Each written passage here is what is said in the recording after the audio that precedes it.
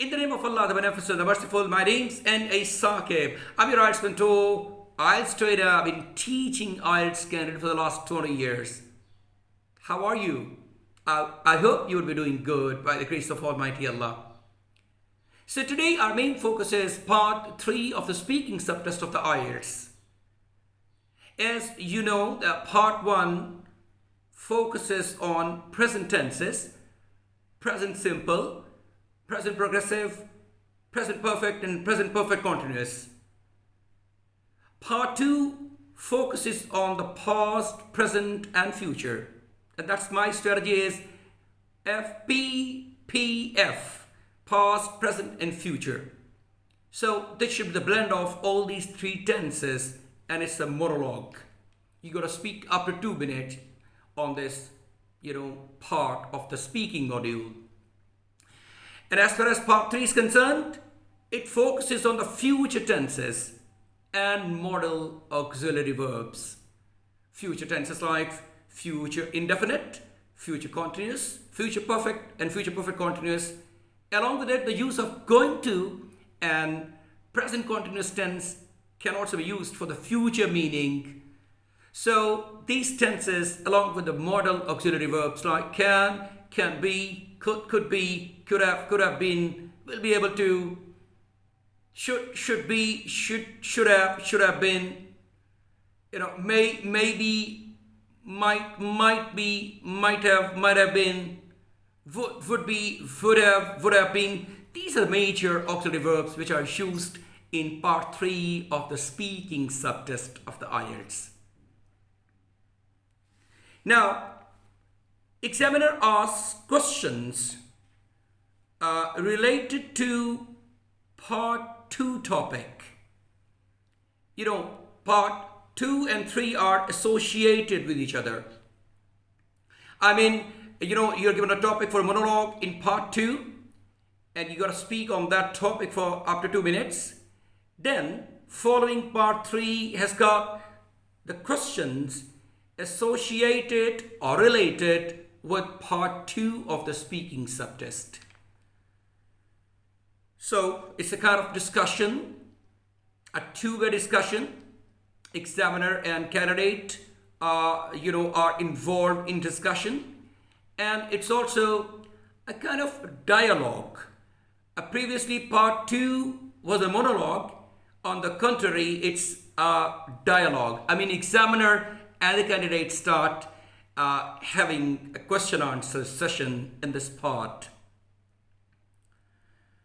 And the examiner asks open-ended questions. It means that the questions have a lot of space and margin for giving a lot of information. You got to speak on that topic, or on that question, I beg your pardon, for a length.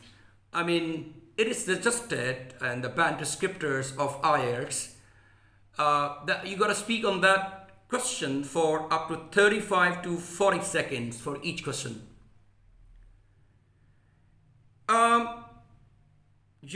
There is no any number of set questions in this part, unlike a part 1.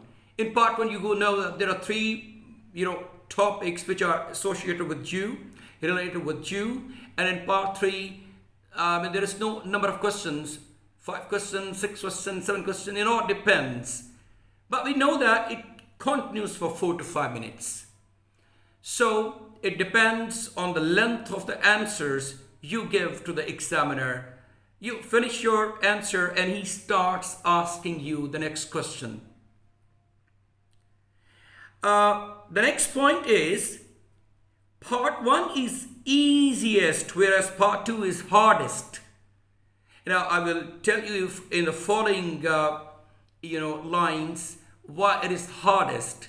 Part 1 is easiest because it's all about you. You are the focus of conversation.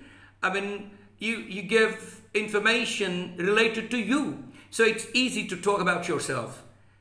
In part 3, it's a bit difficult or hard because you got to give, and you are expected to give comparisons, contrasts, predictions, analysis. You are going to express your opinions regarding all these things. Some you're contrasting things, sometimes you are having comparison, and sometimes you're predicting about the future. These are really important things for the part 3 of the speaking module. And so I would say that linguistically more demanding and challenging this part is, or this part could be. If we don't have the practice of speaking, in terms of future, using all the future tenses and using the modal auxiliary verbs, so you haven't done the practice using all the stuff, it may turn out to be an uphill task for you to have the comparison, prediction, contrast, and so on and so forth. It requires more analytical, thoughtful, and sophisticated and abstract, or you can say that more complex language. So that's why a lot of practice is needed, and I keep telling you about your practice classes, in the company of the teacher, and individually you can also do a lot of practice by recording your stuff on your smartphone. It could be your best friend.